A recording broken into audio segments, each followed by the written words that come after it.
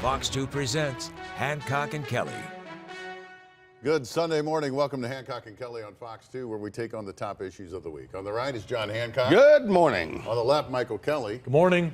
And I'm Andy Banker. On the agenda, last November, Missouri voters approved Amendment 3, lifting the state's abortion ban come next year. Will there be a new Amendment 3 on the ballot, asking voters to reinstate the ban? The state's new Attorney General is taking a victory lap about it. One of the 4 U.S. senators who represents the St. Louis area, Democrat Dick Durbin of Illinois, gets into it big time with U.S. Attorney General Pam Bondi. John and Michael are part of our Fox 2 special report that debuts this week, Still with Mel, as Missouri marks 25 years since a tragic plane crash took the life of Governor Mel Carnahan. Maybe you remember those Still with Mel buttons from the campaign. And we have you first look at that special. In our quote of the week, will this year's Super Bowl become known as the Bad Bunny Bowl? Also, the St. Louis County Council looks for a rental to host its meetings. And did President Biden have the FBI spying on another one of our U.S. senators, Republican Josh Hawley of Missouri? But we begin with Missouri's new Attorney General, Republican Catherine Hanaway, celebrating a court victory, allowing a new ballot proposal to move forward, calling for voters to reinstate an abortion ban in Missouri. Here's Fox 2's Mark Zinn from our Missouri Capitol Bureau. The proposed amendment will ask voters, shall the Missouri Constitution be amended to guarantee women's medical care for emergencies, ectopic pregnancies, and miscarriages, ensure women's safety during abortions, ensure parental consent for minors, repeal Article 1, Section 36, which was approved last year by voters, as well as prohibit sex change procedures for children. The fight over abortion rights in Missouri becoming more contentious since the U.S. Supreme Court overturned Roe v. Wade back in 2022. Soon after the High Court's decision, Missouri lawmakers implemented a near total ban on abortions, except for medical emergencies. Then last year, voters approved Amendment 3, which reversed the ban and gave Missourians the right to an abortion up to the point of fetal viability. That measure passed last November by 4 percentage points, or a little less than 100,000 votes. And the name of this new proposed constitutional amendment on abortion will be the same name as last year's, Amendment 3. Reporting from the state capitol, I'm Mark Zinn.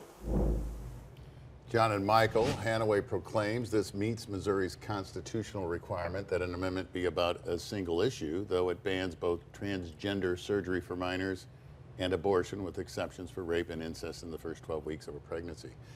At the same time, she's sort of dragging her feet on putting an amendment onto the ballot to take out, or a proposal onto the ballot to take out the redrawing of Missouri's congressional map to add another Republican seat. What do you make out of all of this? Well, I think a lot of it is expected shenanigans that we seem to see from the statewide elected officials, trying to keep some things off the ballot and others not. This victory, I guess, as Catherine Hanaway puts it for herself, is not a victory for the state of Missouri, though. The people have already voted on this, and this is a sneaky way through some convoluted messaging and words to essentially repeal abortion in Missouri. The people of Missouri have already spoken on this, so let's waste a lot of more money and time trying to reverse it. Is this being sneaky? No, it's not being sneaky at all. Have the voters already spoken? They did speak 2 years ago, or a year ago, I guess.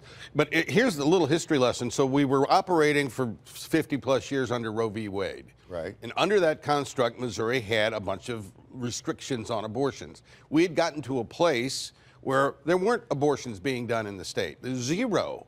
For a number of years leading up to the Doe decision by the Supreme Court that overturned the Roe case. And so now the legislature passed a ban, complete ban on abortion. That wasn't very popular. The proponents of abortion put the thing on the ballot, and they basically said you can have an abortion anytime for any reason. That's currently the law. That's currently the law. What this does, I think, is comport the state constitution more in line with where public opinion on this really is, which is there are extenuating circumstances where a mother can end a pregnancy, but we don't want to have abortion on demand in this state, and I think that's where the voters are. But is it too narrow? 12 weeks in the case of rape and incest, and that's it? The voters have already spoken on this, and this is what we're going to continue to see from the Republicans. They don't want women to have their own reproductive under their own control, and they're going to continue to come up with this slicing of the issue. Do you think it'll pass? I do. I actually think this, well, it has a much better chance of passing than they had of defeating the thing last year. And look, the mother's liberty is a vital, important interest, but so is the interest of the life of the unborn child. And that's where this thing becomes so controversial. St. Louis City Sheriff Alfred Montgomery is now under federal house arrest as the Attorney General seeks to boot him from office. Hannaway has filed a motion for summary judgment in court, asking a judge to remove Montgomery based on what she calls undisputed facts in the Quo Warranto case against him, including alleged unlawful arrests of private citizens, failure to transport inmates for critical medical care, using sheriff staff and vehicles to take his children to and from school, and reckless spending of public funds on things like a new SUV for himself. Montgomery's attorney says all of these things are very much in dispute. Michael, is this a rush to judgment from the same state attorney general? Well, it's going to get adjudicated. It still has to be decided by a judge. This is a common issue that would happen. You would go for summary judgment and not go through the trial because there is an abundant amount of evidence there that points to some issues with the sheriff. But, you know, I think the attorney general is making the right move and following up on the Quo. And it will be left up to the courts, but I think the sheriff's days are limited. What's the rush? Well, he's been wasting money hand over fist, and the Board of Aldermen finally had to try and rein some of that in. And it is inarguable. They're driving his kids to school. He's blowing this money on SUVs. He'd made the arrest of the jail deputy person, and so I think it's a pretty cut and dried case. If he's not entitled to be in office, then let's have that decision sooner rather than later. What a clash between U.S. Attorney General Pam Bondi and the Democrat senior senator from Illinois, East St. Louis's own Dick Durbin. Were you consulted by the White House before they deployed National Guard troops to cities in the United States? I am not going to discuss any internal conversations with the White House. Why do you want to keep this secret? I wish you loved Chicago as much as you hate President Trump. If you're not going to protect your citizens, President Trump will. I don't know the answer, Senator. Yeah, you do know the answer to that. Don't call me a liar. The heated exchange came during Bondi's appearance before the Senate Judiciary Committee to answer questions on a variety of topics, from the Epstein case to the use of federal troops in Chicago to fight crime and enforce immigration law, to the indictment of former FBI Director James Comey. All of that seemed to get lost in the kerfluffle, John Hancock. I like that. You know, Hancock is right twice a day. It's been said that, you know, in her notes there at her desk, Pam Bondi had things like attack this senator on that, as opposed to information on how to best answer the questions they were throwing at her. Well, yeah, decorum is out the window here. And, you know, I remember when attorneys general would show up and be very respectful and answer the questions of the senators. A lot of you didn't cover the whole Tom Homan $50,000 bribe case that was dismissed. Right. What happened to, you don't hear much out of him these days. Well, and she wouldn't answer the question of what happened with the money. Right. She wouldn't answer the question of did he take the money. And, you know, those are fairly important things. You got a guy at a high-ranking level in the government that's allegedly been given 50 grand in a bag. You don't know if did he take the money? Did he report the money on his taxes? Did he give the money back? You know, none of that is known right now. Did she hurt, and I'll send this to Michael too, but did she hurt or help the Trump administration and her ultimate boss, President Trump? I think the president was very pleased with that performance. He was, but what about voters?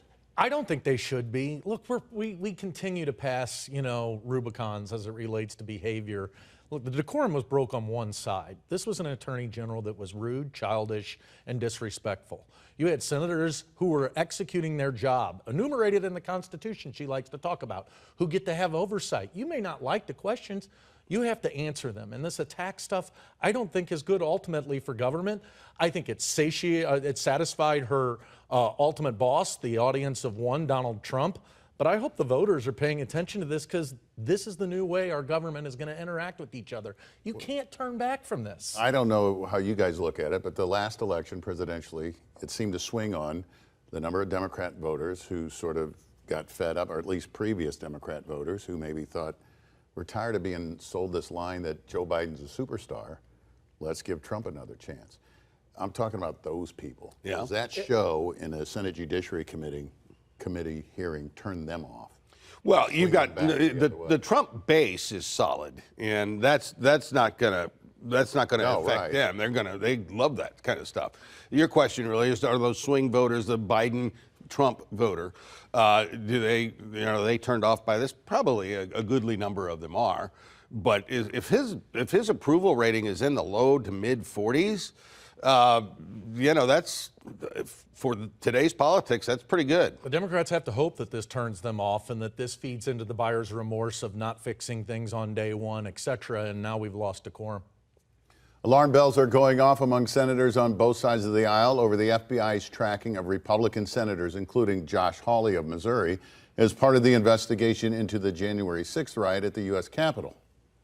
Tracking the outgoing calls, the incoming calls, tracking my location, the duration of my phone calls. I mean, really, it's unbelievable. And to have 8 different U.S. senators have their phones tapped, it just shows you how corrupt the Biden administration was.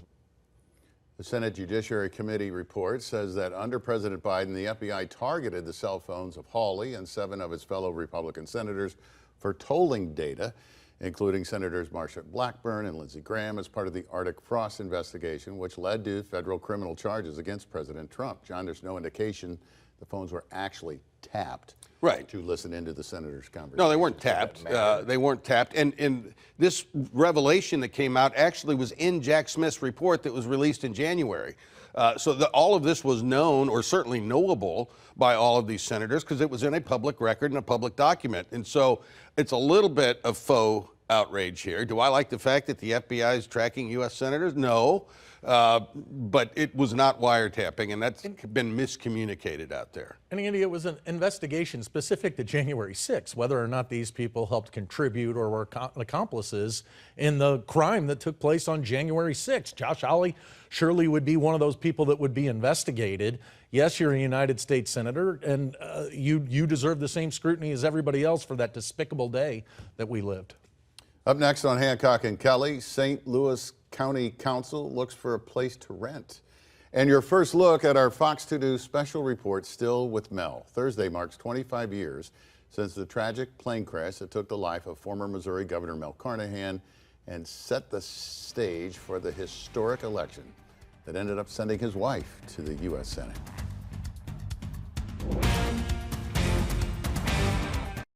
To hear more, listen to the podcast. Just search for Hancock and Kelly. One thing the St. Louis County Council and County Executive Sam Page seem to agree upon is that the county's aging headquarters needs massive upgrades to meet building codes, with no plan to address that by a 2028 deadline to clean up asbestos and install fire sprinklers. The council and Mr. Page are looking for a place to rent in Clayton in lieu of a permanent home or replacement for the 54-year-old building, which houses about 600 county workers in various county offices. Page has pitched a $276 million renovation of the building or a new building for $612 million at a time when the county faces budget shortfalls in the tens of millions of dollars in the upcoming years. What should be done here, Michael Kelly? Well, they got to fix it. They've got to get a county office building. I think this points to a larger problem that takes place in politics. We're witnessing it in Washington, D.C. And that is this idea of, my mom used to call it doing your knitting, getting the regular stuff done and kicking it down the road. It's not, someday you're going to have to pay the piper. And look where we're at now in St. Louis County. The most important county in the state of Missouri is almost without an office building. John? The budget situation is unbelievable. To think that St. Louis County is running annual deficits now. And they're going to have to address this. My advice would be take the least expensive option. If they can retrofit the building for $400 million less than building a new one, that's probably the way to go. But it's a mess. St. Louis County is a mess. Should we get more than 54 years out of a big building like that? Well, you've got asbestos and fire prevention that has all got some new specifications. Anytime you invest, as homeowners know, you have to meet that county code, Andy. Next week at this time, next Sunday morning at 8:30, instead of Hancock and Kelly, we will be airing our 30-minute Fox 2 News special report, Still with Mel.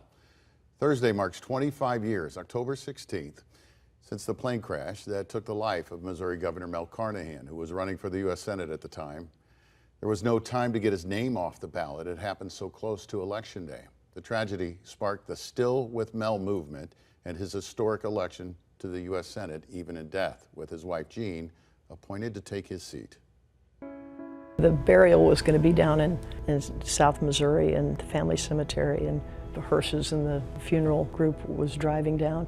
Right as we turned off of 63 to 63, there was a farmer standing in a field. What was running through your mind at that moment? That it was bigger than us, bigger than Dad. Long lines, and people were in there still with belt buttons. It was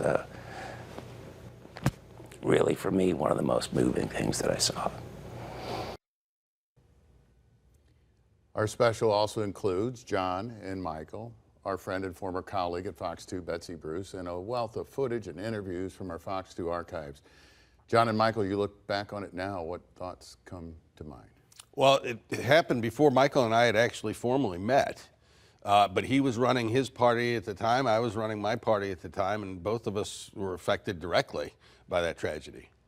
Michael? Yeah, that whole 10 days that took place from the plane crash on, we had the funeral, the debates, there was a presidential campaign going on, was one of the most surreal weeks I've ever lived in politics. I hope I never live it again. Yep.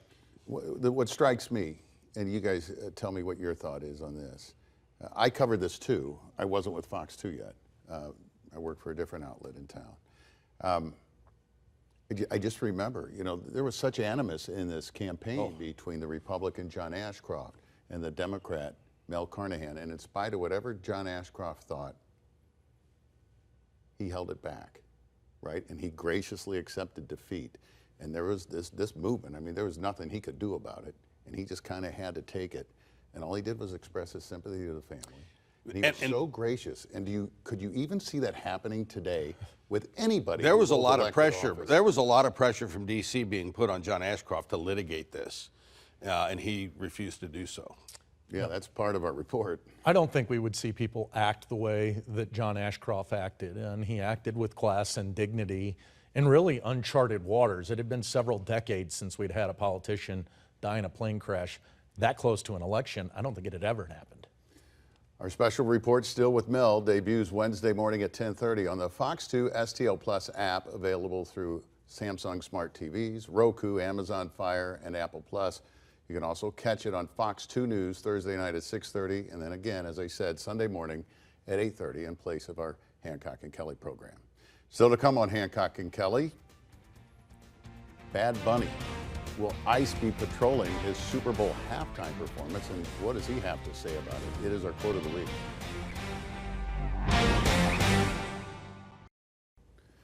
Well, somehow one of the hottest political topics in America these days is the Super Bowl halftime show. Puerto Rican rapper Bad Bunny is scheduled to perform. This coincides with word that the federal immigration or ICE agents plan to patrol the Super Bowl site, Santa Clara, California, near San Francisco, to look for people who are in the United States illegally. Bad Bunny says his recent tour skipped the United States in part out of a concern that ICE agents would be patrolling outside of his U.S. concert stops. During his guest host stint on Saturday Night Live's season opening episode, speaking in Spanish, he saluted the Latinos and Latinas and all those who have worked to open doors for immigrants. Our quote of the week is what he said afterward in English. If you didn't understand what I just said, you have 4 months to learn, referencing his halftime Super Bowl show 4 months from now. Michael, he does not sing in English. A lot of NFL fans are upset about this. President Trump calls it ridiculous. Is this virtue signaling from the NFL? Are they trying to send a message about illegal immigration here? Should the NFL be weighing in? If so, should he be doing a halftime show? The NFL is the greatest marketers on the planet. The revenue that they create from their advertisements it surpasses anything else. This is all about the Benjamins and getting eyes on the television. Talk to your kids, talk to your grandkids. They're out listening to Bad Bunny. It doesn't matter that he doesn't speak English. If you have a problem with Bad Bunny, you're just closed-minded. John? I thought Bad Bunny was a brand of ice cream. So I'm not familiar with Mr. Bunny, but I understand he's pretty popular out there, and, have at it. Well, hop on over to Spotify there you go. And download yourself some Bad Bunny. Final thoughts are next. First, Drone Fox Over Main Street, Columbia, Illinois. The town has grown, but Main Street still has a great small town vibe. Final thoughts, Michael. Yeah, Andy, now that we've established a new name for Hand Clock, are we going to get a new logo too? Wow. Little burn on the host. Everybody needs to run out and get themselves some Bad Bunny ice cream. I'm glad we set time aside for those final thoughts. And I'll leave you with this one. Remember, next Sunday, our Still with Mel special airing in this spot. We'll see you.